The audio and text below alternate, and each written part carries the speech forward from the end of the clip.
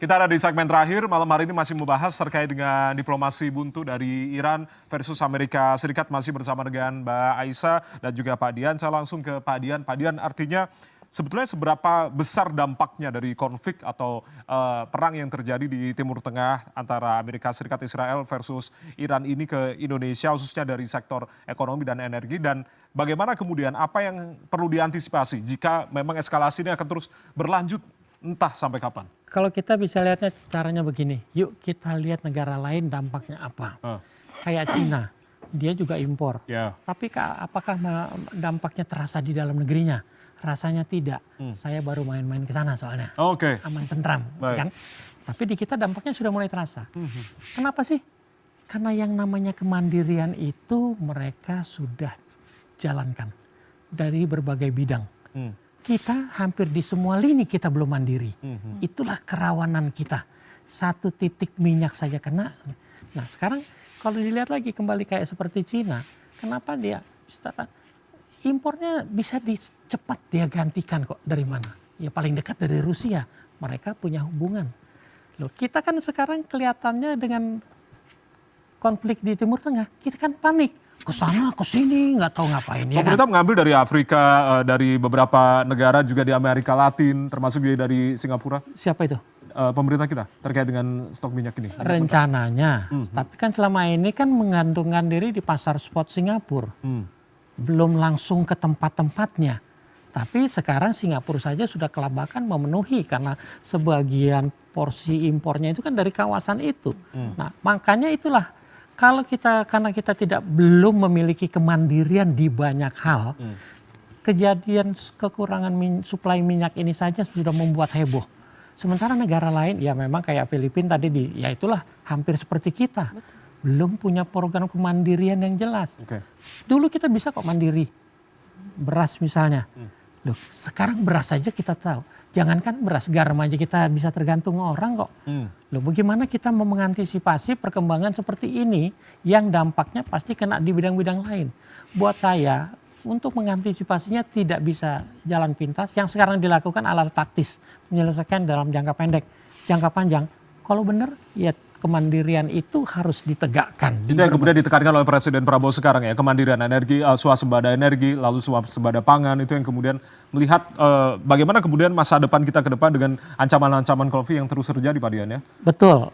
Mudah-mudahan benar kalau kemandirian itu menjadi program yang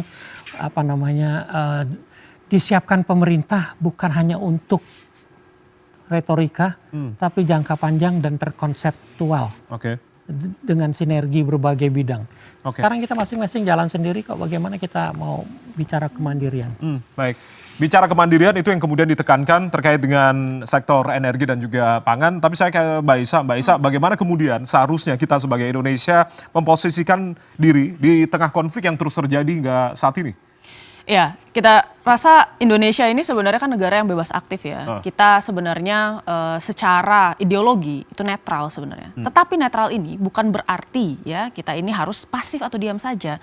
Jadi ada sebenarnya strategik otonomi yang harus kita tetapkan di sini ya. Dan termasuk salah satu sebenarnya kan tujuan negara kita ya itu adalah menciptakan perdamaian ya dan menertibkan kemudian ketertiban dunia.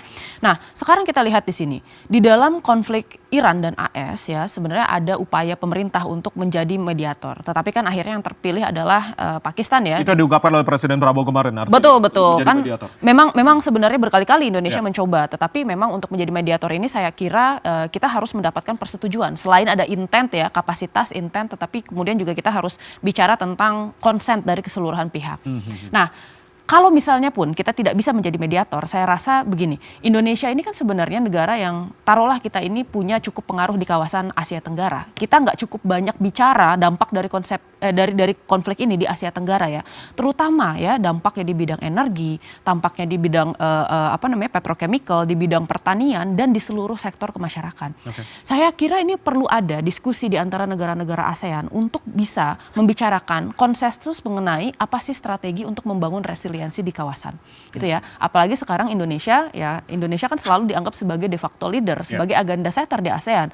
Nah, perlu adanya kemudian kesepahaman di antara Indonesia, Malaysia, ya, Filipina dan negara-negara ASEAN lain mengenai bagaimana kemudian ASEAN perlu memposisikan diri dan bagaimana membangun sebuah strategi untuk bisa bertahan di dalam kondisi geopolitik. Itu yang belum Anda lihat artinya terkait dengan posisi ASEAN dalam konflik. Betul, kan pembicaraannya sudah ada sebenarnya. Seperti kemarin misalnya di dalam kunjungan PM Anwar misalnya ke Jakarta ya, itu kan sebenarnya sudah menjadi salah satu topik pembicaraan. Tetapi kita belum lihat nih adanya pembicaraan skala besar di level ASEAN mengenai hal ini. Dan ini kan sebenarnya sesuatu yang penting ya dan harus dibicarakan bersama. Karena tadi ada konsep yang namanya RSC atau Regional Security Complex ya, di mana kemudian instabilitas di satu kawasan, di satu wilayah itu bisa berdampak ke seluruh negara-negara di kawasan gitu. Dan Indonesia harus mencoba untuk kemudian bagaimana caranya memimpin di dalam hal tersebut. Pertama itu. Lalu yang kedua, sebenarnya memperjuangkan hal ini kan tidak perlu selalu ya langsung sebenarnya melalui kemudian diplomasi sebagai mediator ya, lalu kemudian melalui lobby-lobby bilateral dan lain-lain. Tapi kita juga bicara tentang multilateralism. Jadi kita sebenarnya di sini bisa menegakkan rule based order berdasarkan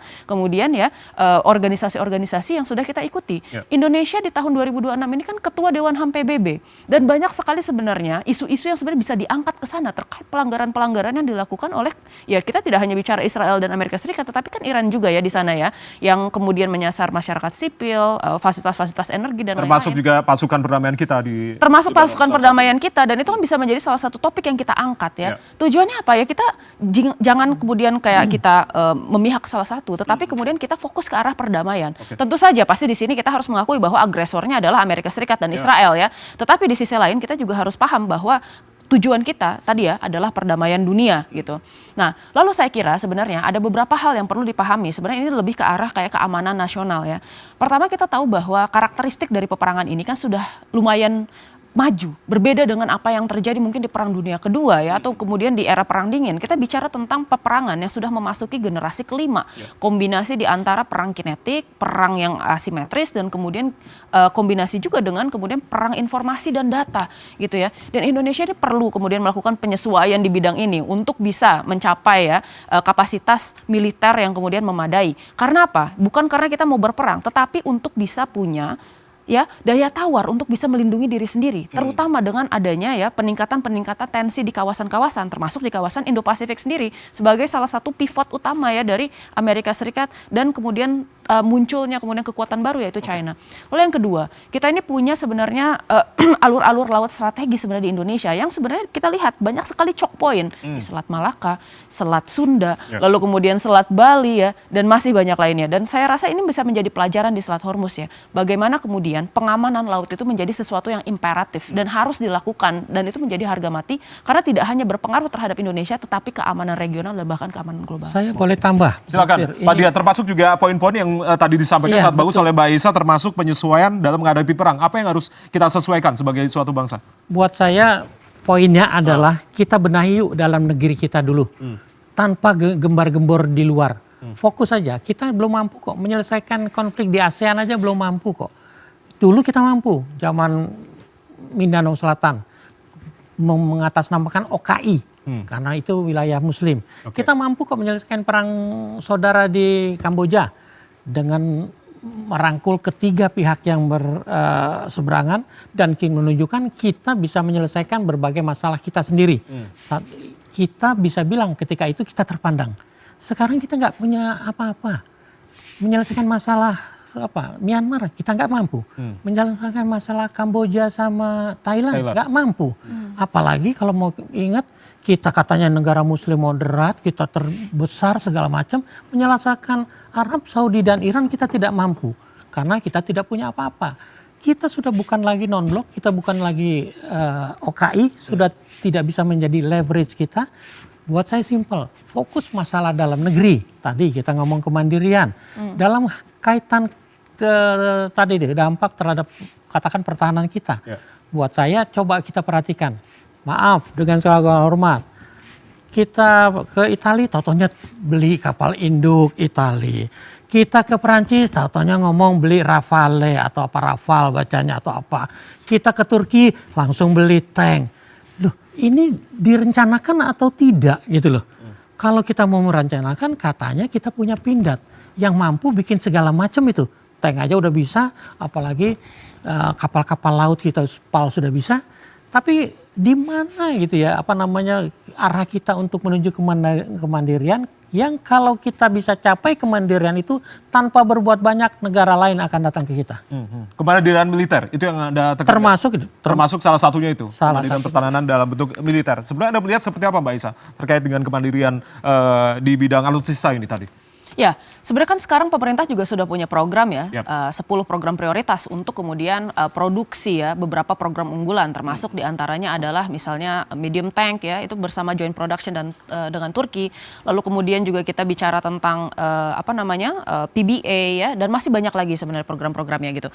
Nah, tetapi kita kira makanya mungkin kita harus belajar dari beberapa negara berkembang lain seperti misalnya Brazil dan India yang berhasil ya. India itu melakukan sekitar 70% baurannya itu adalah diproduksi di dalam negeri gitu. Dan saya rasa sebenarnya di sini yang namanya inovasi dan R&D itu penting gitu. Dan kadang-kadang kita lupa bahwa itu merupakan salah satu faktor pendukung utama di dalam membuat dan memajukan ya industri pertahanan di Indonesia.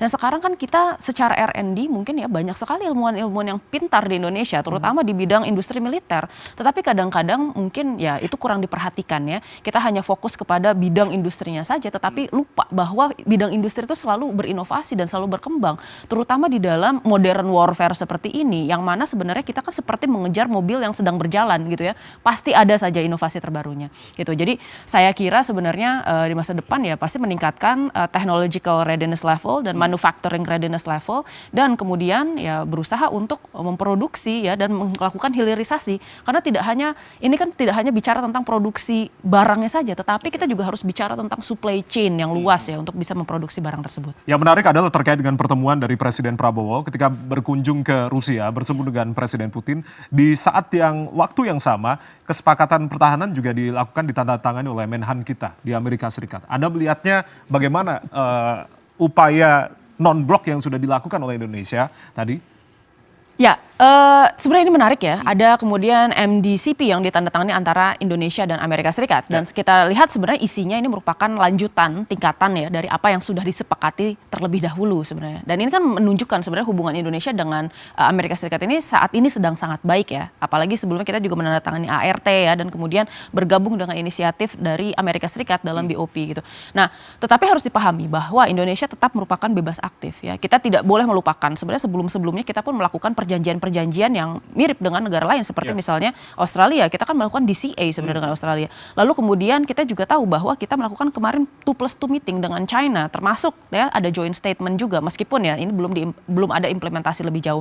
Nah, jadi sebenarnya posisi Indonesia di sini itu masih sebenarnya berusaha untuk ya berada di dalam bebas aktif ya, tetapi tingkat aktifnya ini sebenarnya lebih tinggi di dalam era Presiden Prabowo. Secara aktif sebenarnya selain kemudian berperan di dalam forum-forum multilateral tadi ya. Jadi hal positif ya Anda nilai Mbak ya? Sebenarnya pasti ada ya kemudian resikonya ya. Pasti ada resiko terkait entrapment atau kemudian apa yang dicanangkan oleh kemudian negara partner, khususnya ketika kita tidak memiliki daya tawar, itu bisa saja kita terseret ke dalam negara partner.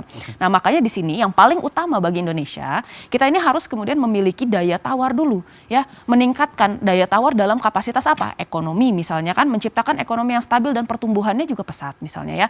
Lalu kemudian yang kedua, permasalahan dari segi demokrasi. Harus tetap ada proses check and balance bahwa di dalam pemerintahan Indonesia ini perlu ada demokrasi partisipatoris, di mana kemudian ya ketika kebijakan pemerintah itu mengarah ke satu arah gitu ya, ada nih suara-suara oposisi yang bisa kemudian tadi menjadi suara-suara penyeimbang. Lalu yang ketiga ini permasalahan militer. Karena ya permasalahan militer, karena militer ini akan membuat daya tawar kita akan jauh lebih tinggi, terutama ketika menghadapi kemungkinan-kemungkinan instruksi di masa depan. Mas, saya tambah, Ya, singkat saya saja, Pak Dian, harus silakan. tambah ini, karena buat saya lucu ini. Ya. Begini, Presiden Prabowo dengan segala hormat memang aktif kesana kesini. Buat saya luar biasa, tapi apa konsep yang dibawa? Karena begini, sekarang ke Rusia, ke Cina, kemanapun, tidak pernah melibatkan Kemlu. Padahal semua permasalahan dengan Amerika, dengan Rusia, pending mattersnya kedutaan kita tahu. Apa yang harus jadi prioritas ketika harus ke sana. Semua perjanjian yang dibuat kesannya spontan ketika ketemu saat ini. Apakah itu berdasarkan masukan dari KBRI, apakah itu masukan dari Kemlu di sini, semua tidak terbaca karena tidak dilibatkan. Buat saya itu juga harus menjadi catatan tuh. Karena perjanjian yang dibuat oleh Prabowo belum tentu dilaksanakan. Baik, itu yang tentunya menjadi koreksi upaya terkait dengan upaya dari penguatan diplomasi antara kita Indonesia dengan negara-negara lain. Seperti yang dituliskan di logo, maksud kami di simbol arangin TVRI berupa pesawat kertas ini dari Pak Dian, dengan akal sehat perdamaian akan kembali tercipta di Timur Tengah. Itu harapan kita semua tentunya Pak Dian, dan juga dari Mbak Aisyah, kemanusiaan harus menjadi prioritas di dalam proses perdamaian. Semoga perdamaian di dunia bisa segera tercapai. Kita terbangkan harapan-harapan ini terkait dengan apa yang sudah dituliskan oleh kedua narasumber. Terima kasih Mbak Aisyah. Sekali lagi terima kasih Pak Dian. Demikianlah Arangin TVRI edisi kali ini. Saya Ardianto Wijaya mewakili teman-teman yang bertugas mengucapkan terima kasih atas kebersamaan Anda. Selamat malam, sampai jumpa. Terima kasih banyak.